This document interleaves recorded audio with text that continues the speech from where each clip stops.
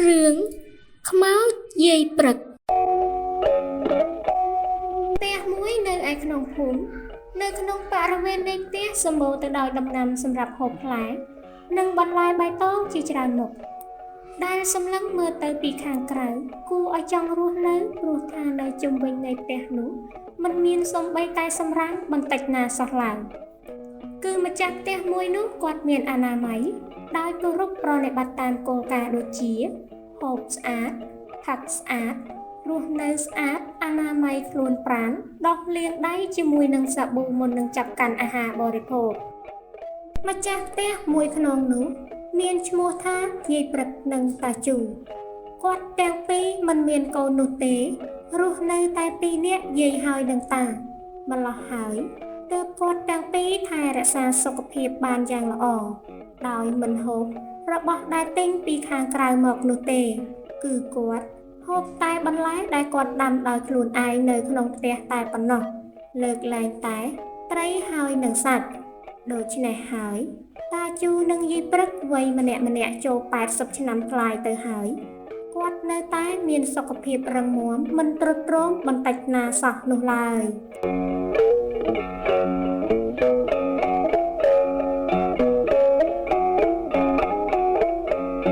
យាយព្រឹកនិងតាជូមានចិត្តទូលាយដោយបន្លែដែលគាត់ដាំនោះពេលខ្លះក៏ចែករំលែកទៅអ្នកជិតខាងពេលខ្លះទៀតក៏ដាក់ទានទៅអ្នកដែលខ្សត់ខ្សោយជាងគាត់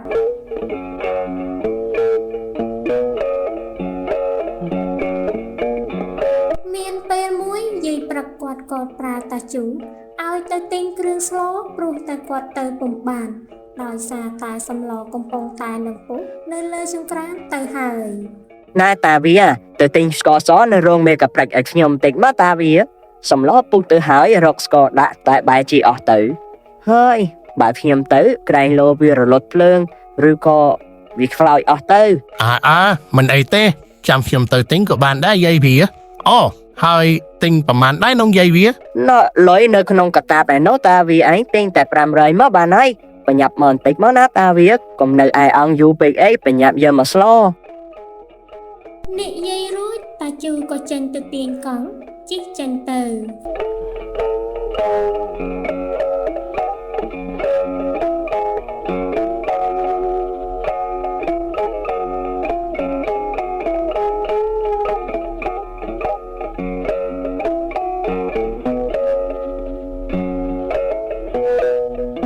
នៅរោងរបស់នាងព្រិចឯនោះវិញមានក្រុមមនុស្ស3នាក់ដែលកំពុងតែនឹងជុំគ្នាផឹកស៊ីប្រមឹកជាមួយនឹងស្រាថ្នាំខ្លែមសណ្ដែកដីអ្នកទាំង3នោះម្នាក់ខ្លួនបីទៅតែជាង40ឆ្នាំទេកំពុងតែនឹងពេញកម្លាំងក្នុងការរកស៊ីជួញដូរចិញ្ចឹមគ្រួសារឲ្យបានរស់នៅស្រួលតែម្នាក់បែរជាមកញៀននឹងស្រាត្រូវប្រពន្ធលែងក្បាលចោលព្រោះតែគ្មានទំនួលខុសត្រូវហើយមួយថ្ងៃគិតតែពីផឹកស្រវឹងដែលស្រែកលោឡាដំឡងដល់គេឯងរកដេកពួនពុំបានគ្មានអាសូរដល់អនាគតកូនតទៅថ្ងៃមុខយ៉ាងណានោះតតែសោះដល់ពេលផឹកយូរទៅខ្លួនប្រាណឡើងទៅជាហើមពេលបើកមាត់និយាយមកម្ដងអ្នកផងតែងតែរត់ចេញព្រោះតែមានក្លិនហាក់បីដូចជាគ្រឿងក្នុងកំពុងតែនឹងរលេះរលួយអញ្ចឹងរីឯបបោមាត់ភ្នែកក្រចកជើងក្រចកដៃក៏ប្រែទៅជាពណ៌រាងលឿងរោគ100មុខកំពុងតែនឹងរាតត្បាតពេញខ្លួនសុខភាពខួរក្បាលក៏ធ្លាក់ចុះក្នុងខ្លួនពោពេញទៅដោយសារធាតុញៀនពេលដែលអត់ស្រាម្ដងប្រាណញ័រញាក់ពិបាកទ្រាំសឹងតែរកដាច់ខ្យល់ស្លាប់អ្នកទាំង3នោះ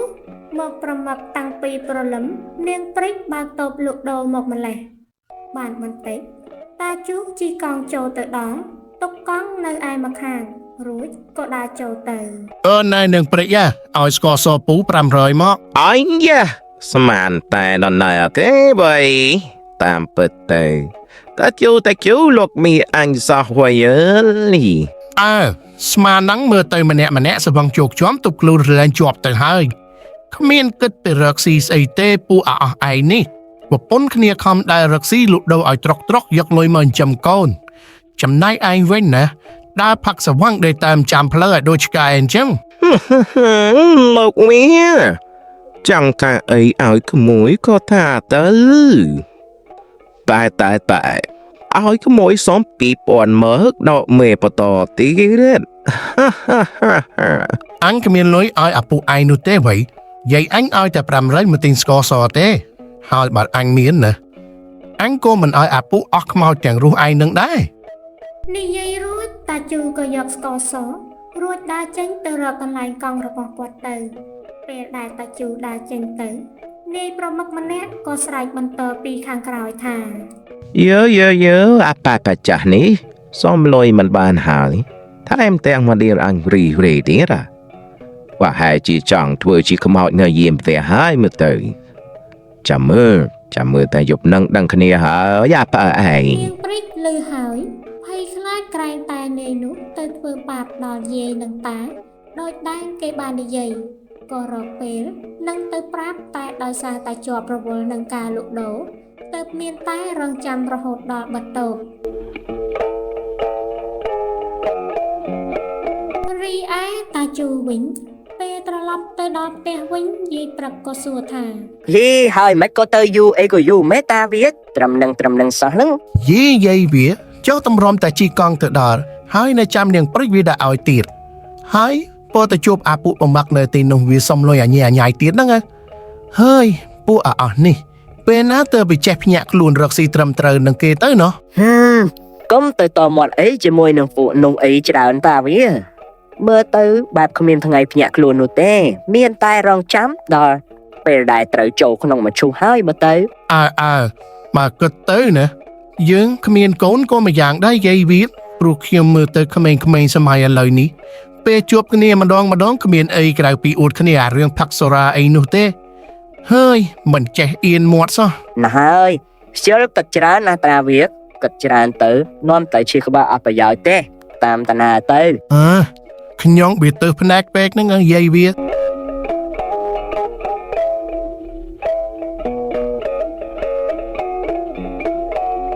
លុះដល់ពេលល្ងាចបន្តិចនាងព្រិចក៏ទៅប្រាប់ដំណឹងដែលបានឮពីនាយប្រមុខដែលបានស្រែកគំរាមថានឹងធ្វើបាបយាយតានោះតែតាជូពេលដែលបានឮហើយគាត់មិនបានភ័យខ្លាចអ្វីនោះទេព្រោះគាត់គិតថានាយទាំងនោះផឹកស្រវឹងដើរសឹងតែមិនត្រង់ផ្លូវហើយទប់ខ្លួនសឹងតែពុំរួចផងតើនឹងមានកម្លាំងឯណានឹងមកវាយធ្វើបាបគាត់បានទៅនិយាយរួចរាល់អស់នាងព្រិចក៏ត្រឡប់ទៅផ្ទះវិញឯយាយព្រឹកវិញក៏សួរទៅតាជូទាំងភាពភ័យខ្លាចថា គិតយ៉ាងម៉េចទៅវាតិចលោវាខ្លាំងមកសម្រាប់យើងចោលទៅ យី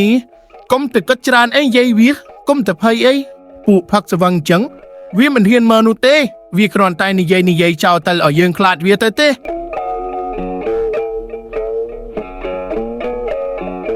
ពេលវេលាចេះតែរំកិលទៅមុខបន្តិចម្ដងរាត្រីស្ងាត់ក៏ឈានចូលមកដល់តាជូនិងយាយព្រឹកក៏ចូលសម្រាកតែដោយសារតែអាកាសធាតុនាពេលរដូវប្រាំងក្នុងខែចែកមេឃក្តៅខ្លាំងនៅពេលយប់ក៏ស្អុះស្អាប់ណាស់ដែរយាយតាទាំងពីរនោះក៏សម្រេចចិត្តសម្រាកនៅឯគ្រែខាងក្រោមផ្ទះវិញដល់ពេលពាក់កណ្ដាលអាធ្រាត្រមនុស្សម្នាចូលនិន្ទ្រាស្ងាត់អស់នាយដែលអង្គុយផឹកនៅតូបនាងព្រិចកាពីរសៀលនោះក៏នាំគ្នាសម្រុកដោយនៅដៃម្ខាងម្នាក់កាន់សុទ្ធតែកំបិតដើរសំដៅមករកគ្រែដែលតាជូនិងយាយព្រឹកកំពុងតែសម្រានលុករួចហើយម្នាក់ក៏យាកំបិតកាប់យកដោយគ្មានសំចៃដៃលុះពួកគេអស់នៅកំហឹងហើយម្នាក់ក៏មនីរត់ចៃជើងផ្លូវគ្នារៀងខ្លួនអស់ទៅគួរឲ្យអាសូរដល់យាយព្រឹកដែលត្រូវកំបិតចាក់សោះពេញខ្លួនដាច់ខ្យល់ស្លាប់ភ្លាមនៅក្នុងផ្លុកឈាមទាំងដែលគាត់មិនបានដឹងអ្វីទាល់តែសោះ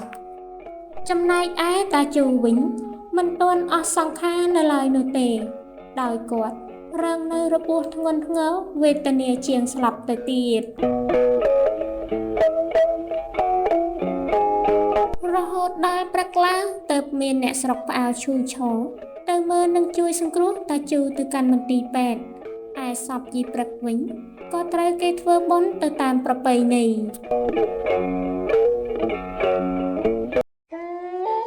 កន្លងទៅបានប្រហែលជាមួយសប្តាហ៍នៅឯផ្លូវមួយមានព្រៃដុះព័ទ្ធជុំវិញពេលយប់ងងឹតស្លុបមើលអីក៏ពុំឃើញជនប្រមុខទាំង3នោះក៏នាំគ្នាបង្កាត់ភ្លើងរួចហើយអង្គុយផឹកនៅទីនោះទៅកំពុងតែនឹងផឹកស៊ីសបាយផងខណៈពេលនោះក៏ស្រាប់តែប្រទះឃើញខ្មោចជីព្រឹកនៅអង្គុយចំនឹងកណ្ដាលនាយទាំងនោះហើយក៏ផ្លាត់មាត់និយាយថា យីយាយកចាស់នេះអញចាក់ឡើងសងខ្លួនប៉ុណ្ណឹងហើយនៅមិនតាន់ងាប់ទៀតវៃបើមកល្អហើយមានសัตว์ខ្លែមទេវៃឲ្យបន្តិចមកផឹកស្រាអត់មានអីខ្លែមទាល់តែសោះហើយនាពេលនោះដែរក៏ស្រាប់តែខ្មោចជីព្រឹកបើកភ្នែកឡើងធំរហូតដល់ជ្រុះគ្រាប់ភ្នែកធ្លាក់មកខាងក្រោមនាយទាំង3គ្រាន់តែឃើញហើយក៏ស្វាងស្រាចាស់ធ្លាប់តែដើរទប់ខ្លួនមិនរួចផងបែរជាងើបរត់ឡើងលឿនដោយមិនខ្វល់ពីអ្វីទាំងអស់ឯខ្មោចយីព្រឹកក៏តាមពីខាងក្រោយទៅ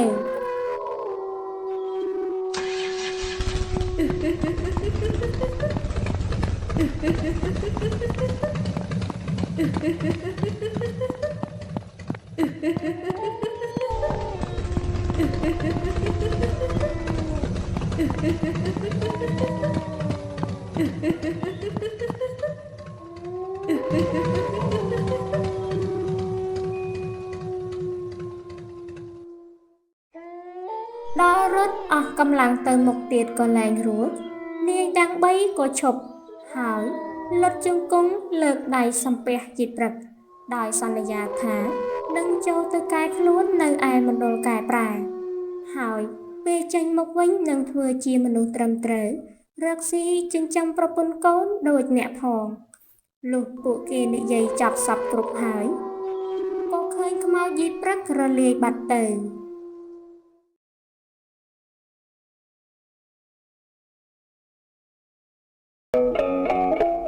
ដល់ព្រឹកឡើងនាយទាំង3នោះក៏ទៅសំពះសុំខមាទោសតាជូរួចក៏នាំគ្នាទៅមណ្ឌលកែប្រែដោយដែលបាននិយាយជាមួយនឹងខ្មោចយីព្រឹកកាលពីយប់មិញ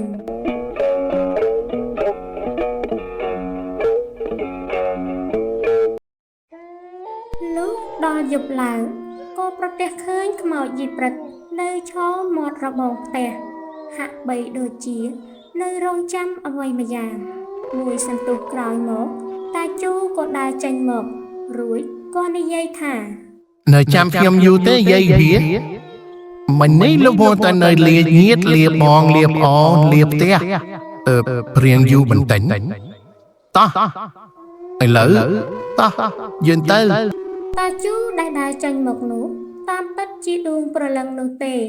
ឯរូបកាយរបស់គាត់បានផុតរលត់នៅឯខាងលើផ្ទះមុននេះបាត់ទៅហើយដោយតាជូនិងយីព្រឹកជាមនុស្សល្អឧស្សាហ៍ធ្វើបុណ្យកុសលញាតិជិតខាងក៏គោរពស្រឡាញ់គាត់គ្រប់គ្នាទើបគាត់ទាំងពីរឆាប់បានទៅរកចាប់ជាតិចាប់កំណើតទៅអើយ